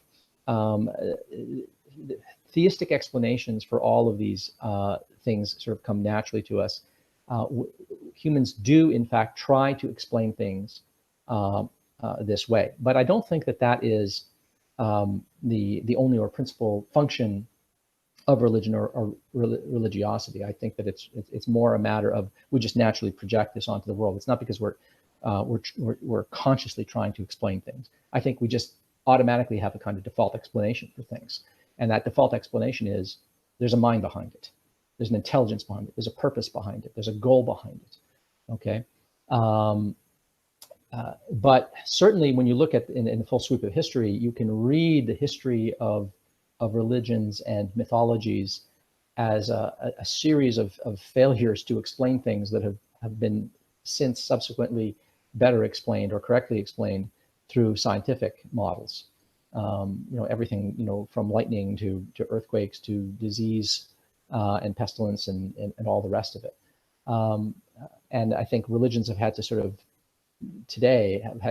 withstand a fairly relentless and withering series of attacks for centuries now, at least since the Enlightenment, of having better and better explanations for phenomena that used to be only explicable in terms of the divine. I mean, just look at the New Testament, right? I mean, you have people there who are evidently mad, who are described as being demon possessed, right? I mean, demonic possession was seen for a while as, not always throughout history, but in Europe for quite a while, demonic possession was seen as the best explanation for madness, right? They were effectively synonymous. It took a while for these two concepts to become uncoupled, right? So yeah, we have seen a pretty striking blow dealt against the religious way of thinking and looking at the world because of science. Theologies don't explain much, and they don't explain much in part because they don't discover much. They simply attribute purposes and intentions and desires and goals and objectives to things going on around us. When they posit a specific God, they don't discover any facts about that God. Everything that we know about Yahweh or any of the Abrahamic faiths, for instance, that God of the Abrahamic faiths, everything there is not discovered. Everything there is, on the contrary, everything there is stipulated. Whatever you say about God, whether you say he's perfectly just or merciful or wrathful or jealous or did this thing or did that thing, everything there is stipulated. There is nothing about any God that has ever been discovered that you can point to and say, we discovered this fact about God.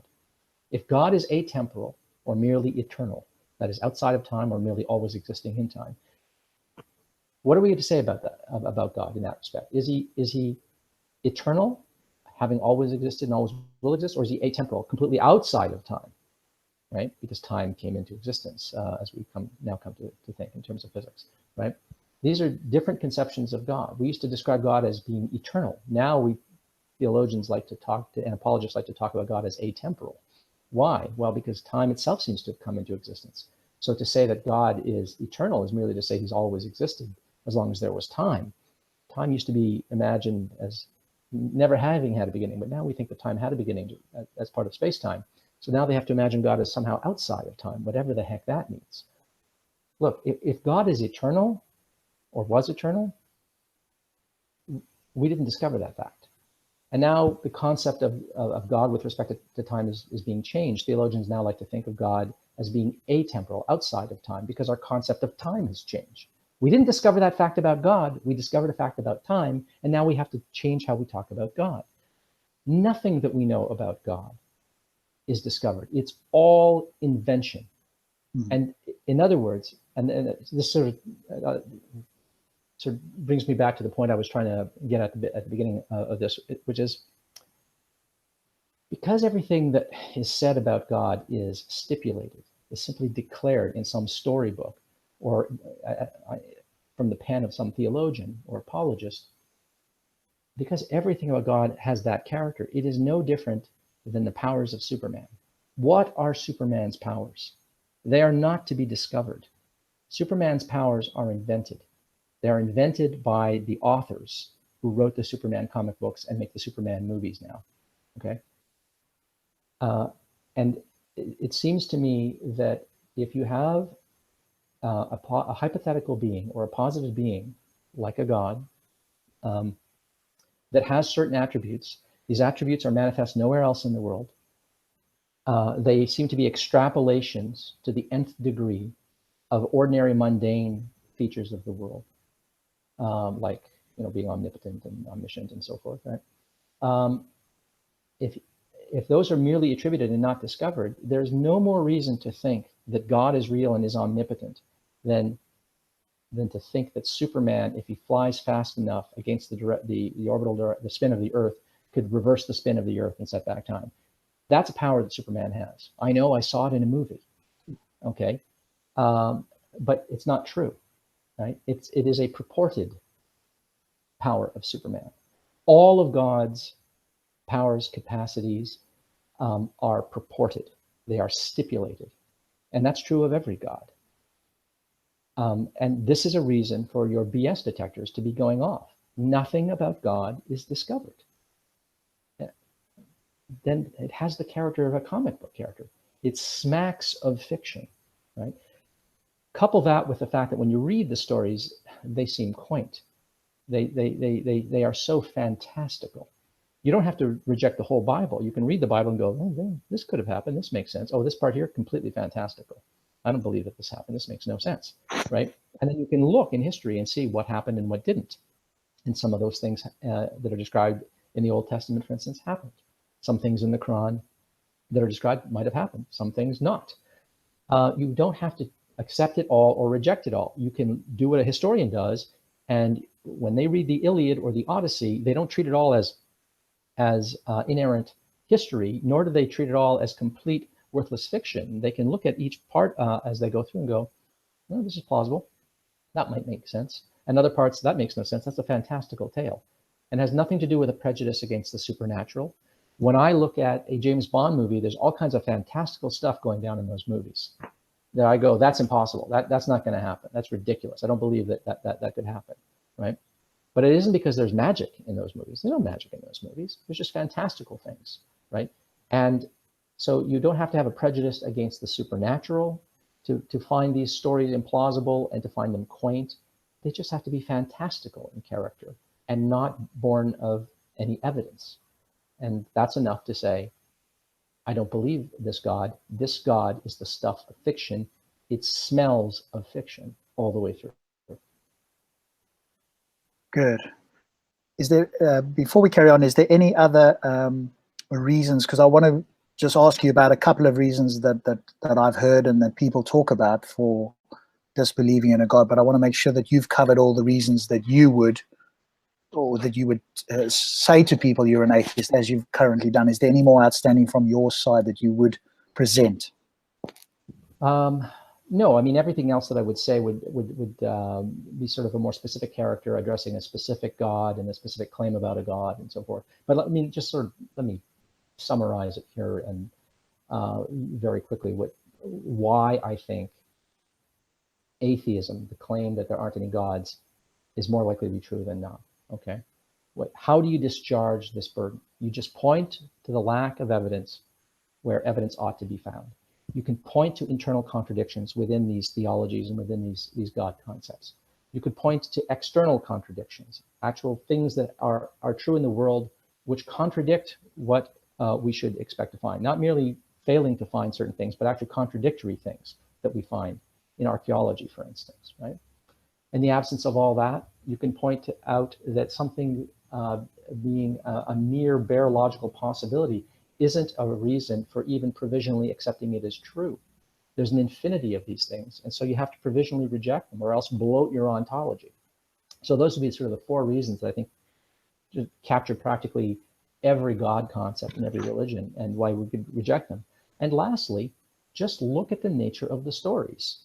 Look at where they originated. Look at human nature and the dispositions that we have, and you will see that it is no more surprising that we should invent gods than we should be surprised by the fact that children have invisible friends, talk to their teddy bears, and that we posit fairies, elves, selkies, griffins, manticores, Bigfoot, dragons. All of these things at some point in some cultures have been believed in. Hundreds and hundreds and hundreds of these sorts of things, all right? Are we surprised by the fecundity of human imagination that we could come up with these fictional entities? No. Any such hypothetical being is more likely to be BS than not.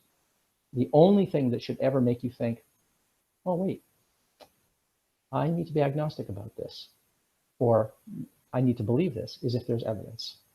And absent any reason to even be so far as going agnostic, I'm going to be an atheist and say, no, these concepts don't make sense. They smack of invention. They smell like the artifacts of human imagination. And as a result, I have to provisionally reject them. And I think that's in fact how most atheists proceed, for the reasons that I just gave. Those are essentially the 5 reasons. So you don't even need to get into things like unnecessary suffering and so forth. We can simply go with what you've talked about here, separately from some of those other reasons. Well, unnecessary suffering would fall under one of the categories. For instance, unnecessary suffering. If you posit a God, if you posit a malevolent God, then there's no problem explaining why there's all this misery in the world, right? It's not a surprise. If the creator of the universe is malevolent and hates human beings and is either indifferent to their suffering or enjoys their suffering, then the existence of suffering is not a problem, okay? The existence of suffering, the problem of suffering, okay, is a problem if you posit a being that is omnibenevolent and all-powerful and all-knowing, right? If God knows everything, can do anything, and would only do the right thing, then we would not predict that there is suffering, right? It's not the world we would expect to find, this world that we're in, if that God existed. So either there isn't any suffering, well, there is, or that God doesn't have all of those attributes.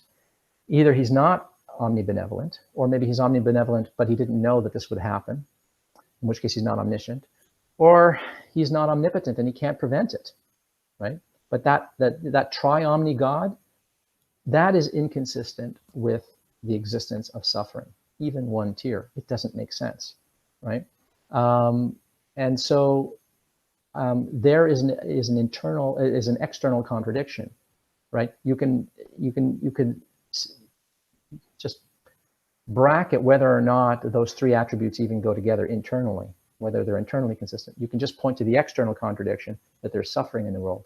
That doesn't jive with this God that has these 3 omni attributes. That's an external contradiction. So practically all of the objections to specific arguments can be subsumed under either there's a lack of evidence where we'd expect to find it, there's an internal contradiction, there's an external contradiction, you're just describing an unfalsifiable bare possibility that we can dismiss as provisionally false.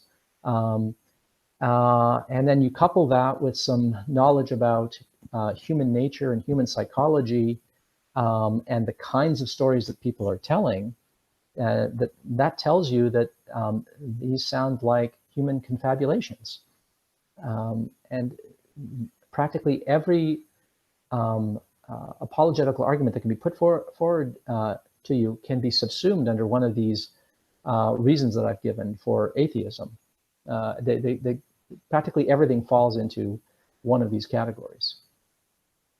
Good, that's a nice summary. There is a question here that's perhaps not quite on that topic, although it is from a theist point of view, and it's one you've touched on before, but I think it is one that is quite useful, and it comes from somebody here who says, and I've heard this before, and I think you have talked about it, but perhaps you can talk about it again. How do atheists account for rationality without using rationality? Well, the question is ill-posed. If you ask me to do a handstand without using my hands, you're asking me a dumb question. I don't account for rationality without using my rationality. The way you account for anything rationally is using your rational faculties. So no, I don't.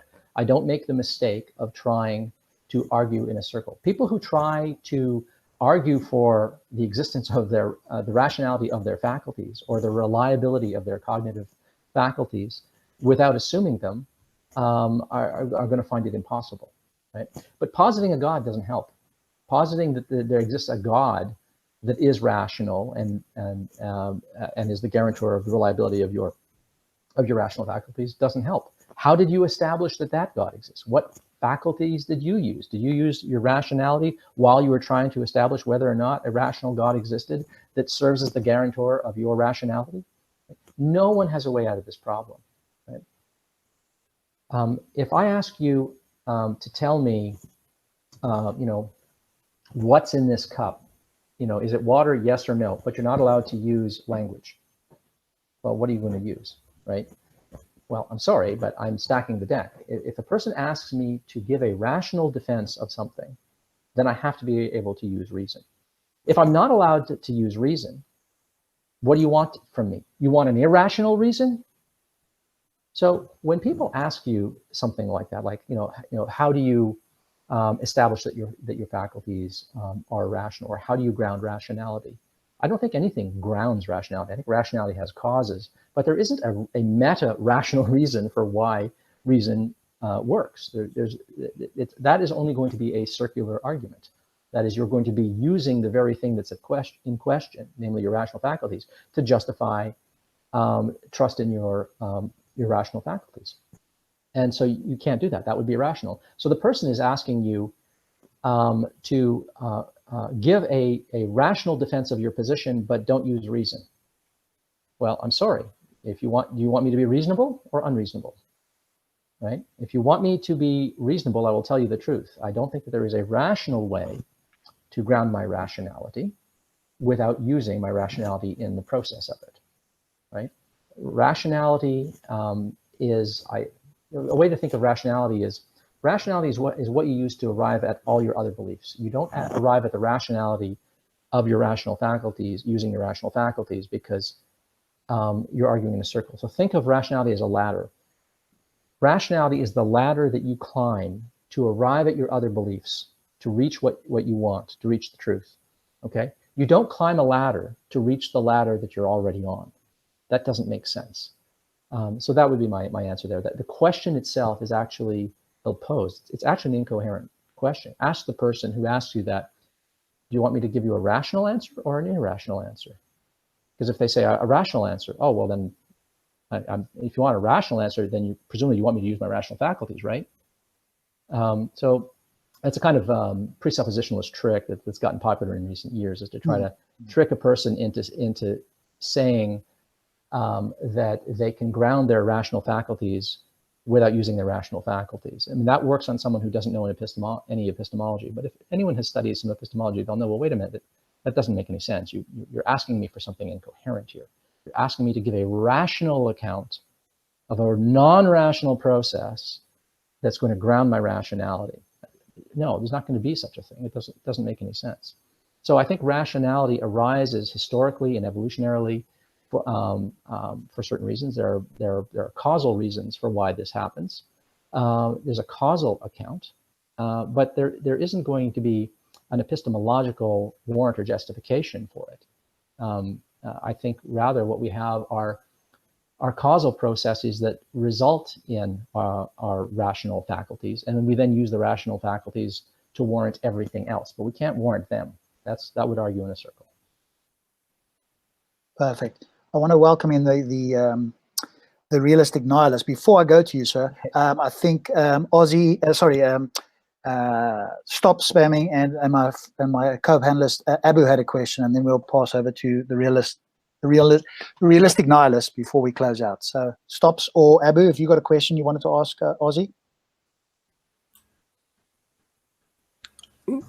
Okay, then I'll go first, and you have time to think about, because mine is very is very quick, and I can't think what I wanted to know. Oh, if you look at the discussions with theists at the moment, do you agree that most of them are not arguing for their God any longer, but are actually arguing for the belief in the belief? Yeah, well, that does go on. I think most of the theists that I've had discussions with really do try to argue for their God, or at least try to argue that atheism is irrational, and that you at least have to posit an intelligent creator. But there is also, I think, what motivates more naive would-be apologists or more naive theists, a conviction that it is important to believe, and that I think motivates a lot of people. They just think it's important that you believe, and something terrible is going to go wrong with you if you don't believe, and they don't understand how you can't see the value of belief, and it sometimes inspires them to put forward things like Pascal's wager and that sort of thing. Is that what you're getting at? Is it that kind of thing? Yeah, exactly. That was the answer. Yeah, because I made this observation. I just wanted to know if I'm alone on this planet looking at this, but yeah, that's what I see. Yeah, well, Daniel Dennett has certainly expounded on that a bit. He says that there's a lot of people who believe what they believe, but there's a lot of people who just believe in belief, who think it's important that you believe in something. And if you don't, the wheels will fall off of the cart of civilization, right? Why do I always think I'm the first one to notice these things? Well, he talks about it in a book called Breaking the Spell. He goes no, on. Come on. He's known this for years now? Yes. Abu, do you want to pose a question, and then we'll pass over to the realistic nihilist? Yes. During the Easter, I was listening to lectures with Bart Ehrman about like early Christian sects. And one of the sects was the Gnostics.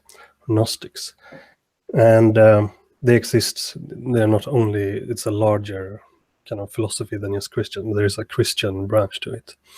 And they had this belief that this world, this material world that we live in here, is created by a kind of an evil God. But there is a more true God outside that God that is kind of separate from the imperfect God that created this world. And I mean, that's interesting from a kind of epistemological point of view, like, is it possible to prove or disprove that view? Like, because I can't really see, like, if they are claiming that there is another kind of dimension God, in another kind of God outside the God that you don't even have to believe that there is a God that created this world. You can also just pose that this world is material, but outside this reality, there also exists this kind of higher dimension in which the true God exists. So I just want, is there a epistemological way to face that question? I don't know. I'm sort of struggling with how to understand the question. I know a little bit about Gnosticism, and yeah, you're right. It was this view that there was a a creator God, but he was not a good God. He just had to be obeyed. All you could do was sort of obey him, but there was no salvation. And there was no pleasing him. That you could at best propitiate this God, but they believed that they were in possession of secret knowledge, hence Gnostics. They were the knowers. They were the keepers of a secret tradition that most people had forgotten. Most people had forgotten that we are gods, and that we partake of the divine, and that this world is a world that you really want to get out of. It's not a good world. It's kind of an ugly world. And sort of the best thing to do is sort of get out of this world at some point and transcend it and sort of be reunited in some other realm. And Gnostic Christians were of a slightly different view. They were of the view that, yeah, there was this God, sort of like the Old Testament God, and he's an okay God, but there's no pleasing him. There's really no satisfying him. There's just too many rules. He's an implacable God. He's a vengeful God. But then there's this Jesus character who is this redeemer God, and we can sort of get out of the black fate that faces us by worshiping this God, who is a truer God and who is our benefactor. So the creator God is not our benefactor, right? But Jesus is our benefactor. But I mean, if you're sort of thinking about like, well, it's sort of these different ontological realms of deities. I mean, let me give you sort of a deistic kind of scenario. Let's imagine that the world that we're in is like the Matrix. Imagine that the world that we're in is in fact a simulated world, okay? We don't realize it, but we're all simulations in a computer. And the creator of our world, okay, is some guy, just some guy at a computer. He created the whole world, and here we are in it, conscious beings in a simulated world. It feels real and physical to us, but that's just what goes on in a simulation. You think the simulation is real. Now, the creator of that world isn't necessarily concerned with you. He's concerned with the world. We're just Sims in a simulation, right? He's not concerned with our particular fate. He doesn't care if we live or die. He doesn't care if we pray. There's no way to communicate with that, right? The Sims can't communicate with you when you're playing, Sim Life or something like that, right? Well, I guess Sim Life's not the right game. That's another game. But anyway, so if we exist in a simulation, you could think of the creator of the simulation as the God. It's the intelligent mind that created the world and created you in it. But that God doesn't have to be concerned with you. But there could be something in his world, another person in his world who is concerned with you, who might be your benefactor, who might be saying, hey, listen, we need to reprogram this game here. Your creations are suffering in this simulated world. Your Sims are suffering, buddy, right? And maybe he wants to communicate with us, and maybe we want to communicate with him. Maybe he's feeding us some information, right? So, I mean, if you want to get sort of, sort of weirdly, extravagantly metaphysical and or sci-fi, it's not hard to imagine deities that are unconcerned with us, that created us and created all of the world. I mean, the idea that we're intelligent creations isn't a stupid idea, right? On its face, it's not a stupid idea, right? I just don't think there's any good arguments in support of it, but at least nothing conclusive anyway. Nothing that would move me out of my atheism, even into a agnosticism on it. But it's certainly possible to imagine, to coherently imagine a realm outside of ours where there exist intelligent beings that created us, that are or are not concerned with us, right? And all you have to do is think of us as a simulation, and there you have it, right? You've posited an intelligently created world, our world, a matrix, a simulation, and there you have it. What I think, if you go with the simulation argument there, I mean, the simulator is one thing, but according to the Gnostics, like at least some people have this spark from this other kind of, this super God that is purely spirit. So that would be some kind of spirit that is outside the realm of the guy with the computer that is simulating us or something, if you could go with that simile. And then, yeah. I was just going to say, I don't know if the Gnostic Christians believe that or not, or if that was a pagan Gnostic tradition, because I know that there existed both. And I think that the Gnostic Christianity is a phenomenon of the 2nd century that is 2nd century AD, whereas pagan Gnosticism preceded that. But I don't know enough about the two to be able to say. According to Bart Ehrman, it's more like it is a Jewish tradition, despite you might think that it is not. I mean, I think it's kind of similar to Buddhism also, which have this, that now we are in the realm of samsara, and if you through meditation and practice, you can go outside this realm to a nirvana. I see some similarities there, but they are still at that. According to them, some people, not a lot of people, are like animals to them, that they have no consciousness, or to the extent they have consciousness, that consciousness ends with this, when this life ends. But some have this kind of divine spark from this super god realm, the perfect realm. So I guess, is it possible to disprove that? I can't really see how you could do it. No, I wouldn't disprove it. There, I think that there's nothing that speaks for it, and it sounds confabulated and made up. Everything that you have described there sounds like a sheer stipulation of facts not found in evidence, and it speaks to certain deep longings in human nature, right? A deep longing to not die, to persist, to exist.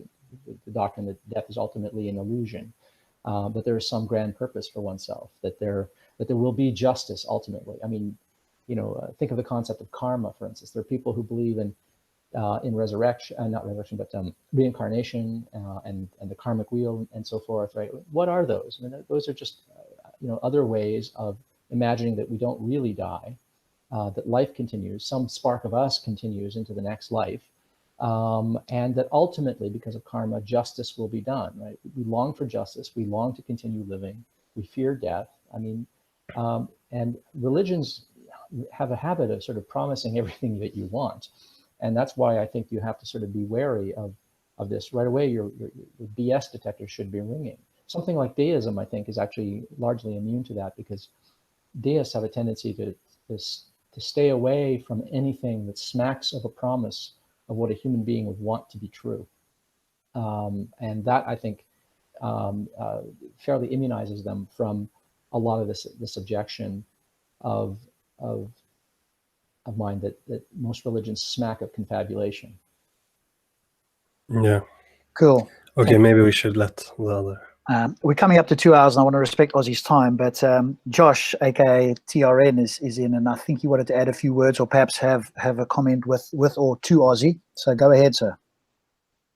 Yeah. So I guess from what I heard, there are only there are two things I think are missing from some of the dialectics. One of the things I think is missing from the dialectic is a sort of philosophically interesting definition of a god, right? So on my view, I think that there are things in the concept of God that are of philosophical import, right? And so I think that those are notions like a disembodied mind and omnipotence and omniscience and things like that. When you're loose with the definition of what can be considered a god, I mean, like on some definitions of a god, I'm a theist, like if I believe that my computer is a god, then I'm a theist, right? Big whoop. There's nothing that really hinges on a semantic dispute. And so I think for all of the philosophically important notions of God, I'm a strong atheist in the sense that I don't think gods are possible. And I think that you can give good arguments for that. And so I think that was missing. I think it's important to question, well, why are we calling simply something that's more powerful than us a god? I mean, certainly, there are humans who are more powerful than you are as an individual. We don't call them God, and it just seems like it reaches an arbitrary point at which you say, oh, well, like if I can throw lightning bolts, then that's a god, right? Like, why is that a criterion? And so I think that if there's not specific philosophical criteria for defining a god, then it's not really, it's sort of just a semantic game, right? Whether or not you you're a theist or not a theist. But if there is something, a philosophical import to the notion of God, then I think that it makes sense to say that you're an atheist in the strong sense, and that you think that gods are impossible, and that maybe you can be certain of it. I mean, obviously, certainty is a sort of epistemic notion. So, like, oh, there might be some facts I'm unaware of, right? There might be a good argument out there that exists, but as of right now, I think that I can confidently say that there are no gods, right? And so I thought that was missing from your exposition. The semantics of God. God is a word with a history. All right, so most of the people in this discussion are going to be concerned with Abrahamic gods, which is why most of what I've had to say has sort of touched on that or used examples from the Abrahamic faiths. But unfortunately, there have been other lesser gods, and that word has always been used to refer to lesser gods. You know, Zeus is a lesser god. He's not an omnipotent. Excuse me for a moment. I'm sorry. I'm getting a message here.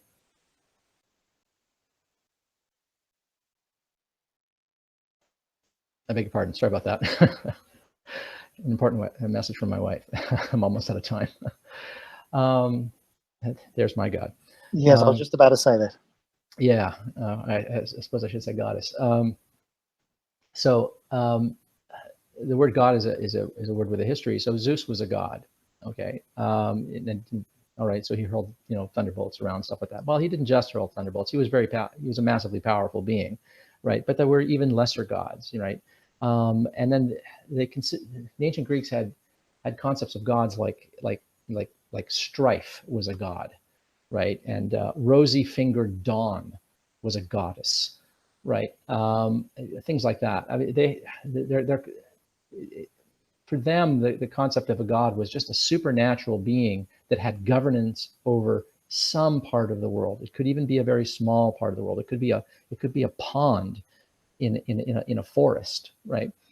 The word God gets used all over the place. In most of the discourse within the Great Debate, we're talking about the Abrahamic gods. But yes, Josh, I completely take your point. We want to specify what we mean by a god. So what do I mean by a god? Well, in this discussion, what I have been sort of imagined in the back of my mind was an intelligent being that is responsible for the world, either through some direct or indirect act of creation of all or part of it, and it's a being of sufficient power to do at least that.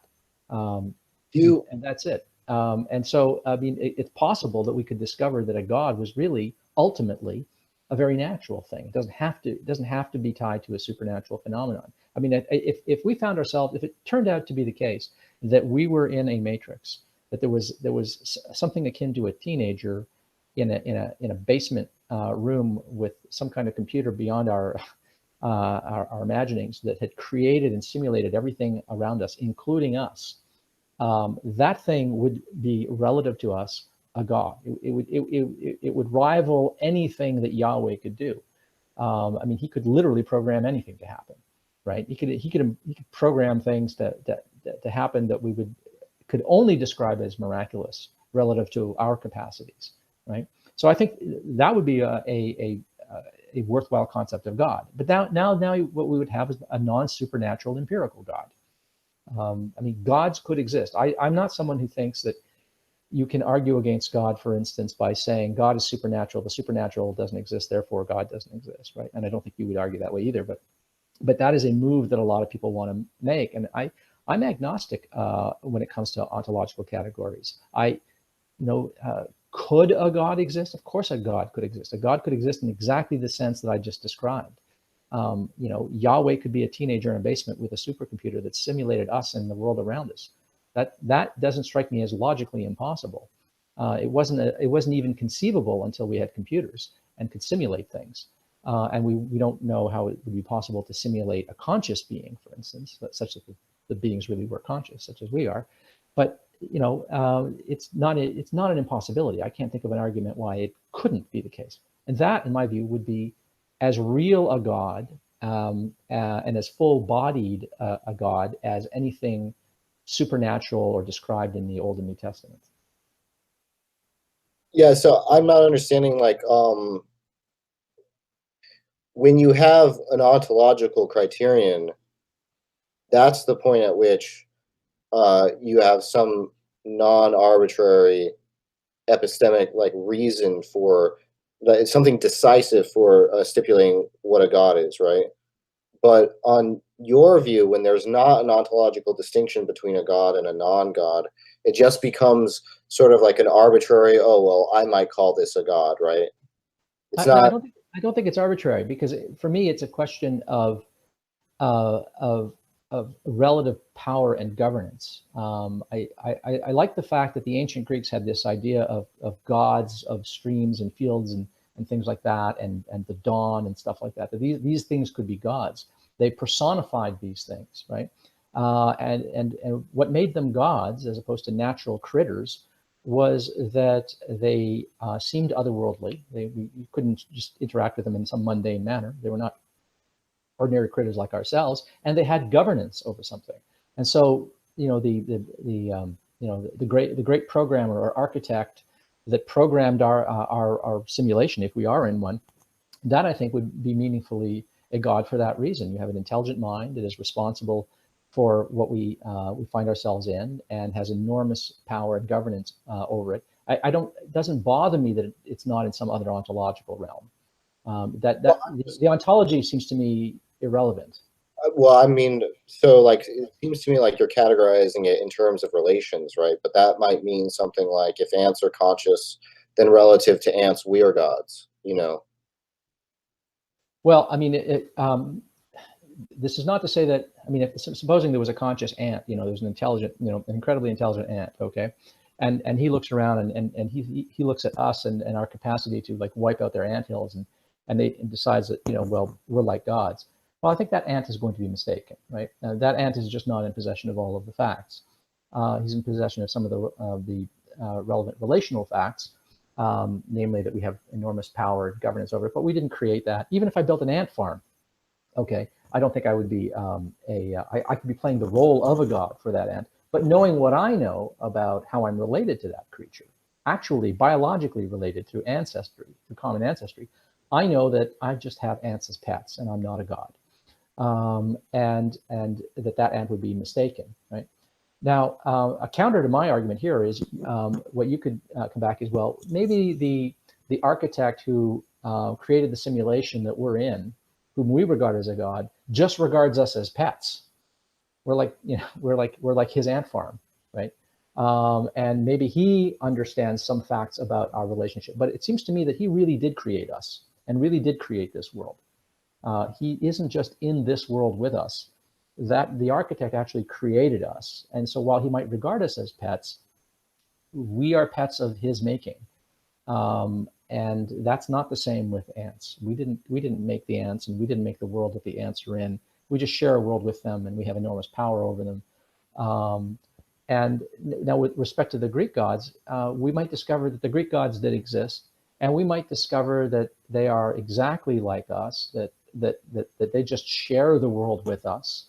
And they just have power over us the way I have power over an ant farm, in which case they're just critters like us. They're enormously powerful, and we don't have to think of their governance over something as anything special. I mean, that could turn out to be, right? But it seems to me that if the ancient Greek gods and Yahweh are in the same relation to the world and us as the architect who created the matrix is, then those are really gods, and those are gods worthy of the word gods. Whereas if the Greek gods are just critters in the world like we are, that have power over a part of the world that affects us, then that's just like me owning an ant farm, in which case they're not gods. We've just mistaken them for gods. So you think that if you like molecularly reconstructed a series of ants, then you would be a god relative to those ants? Sorry, I had to unmute myself there. No, it's not that they created us. It's that the god sort of has to be responsible for the creation of that feature of reality that we're talking about. So the architect of the matrix, for instance, didn't just create us. He didn't just reorganize some matter in his world to create a creature akin to him. He's created a notional world, right? A world that utterly unlike himself, and it exists only in the simulation. We exist only in the simulation, and he created the whole world, the whole simulation. I mean, that is like Yahweh creating the whole thing. Yeah, I think that there's probably a scoping issue there, because I mean, there's probably this is probably why I'm saying I think that there has to be an ontological notion, because even with the stuff that you're talking about, I think that there's a world in which that God is situated, whatever that may be, right? You were talking about a person at a computer, etc., right? And that world operates in a law-like fashion, and so in some sense, we are part of that world, right? Yeah, and well, we're nested in that world. Yeah. And so, yeah. But the laws of physics could be completely different there, right? Yeah, but I don't see how that's. I mean, I'm not sure if that's a really substantive difference. We're still governed by the laws of physics of that other world, right? It's just that that other world. So, let's say anything that's nomologically impossible in that world, we're not, and we have some effects of that. That's not going to be possible in this world. Right. And so, I don't think. Well, look at it this way: like, I mean, the fellow who creates the Matrix can't enter our world. He can affect things in our world. He can communicate with us, but he can't enter our world, and we can't enter his. Right? I mean, if you wanted an ontological difference, that's a bigger ontological difference between us and the architect of the Matrix than between us and Yahweh. Right? I mean, if you want an ontological difference, that's as great a one as I can think of. He literally can't enter our world. All he could do is simulate himself in the world, right? But he wouldn't even be, he'd still be out there. We might have to, if you have to ghost him, we might have to table. Yeah, I think we'll do that. We'll go into an after show, Josh, and you can carry on, because I want to respect Ozzy's time, and I know his goddess was calling there as well. So Ozzy, I want to thank you so much for coming on, for sharing that. I'm going to keep this. Obviously, if you'd like a copy, you're more than welcome. We will go to an after show, and I'll send a link to the chat for anybody who wants to join us. But a huge thank you to you. Obviously, if you're available again at some point, we'll chat again. But I want to thank you and respect your time, and that's been awesome. Thank you very much indeed. Well, thank you very much for the opportunity to speak to your listeners.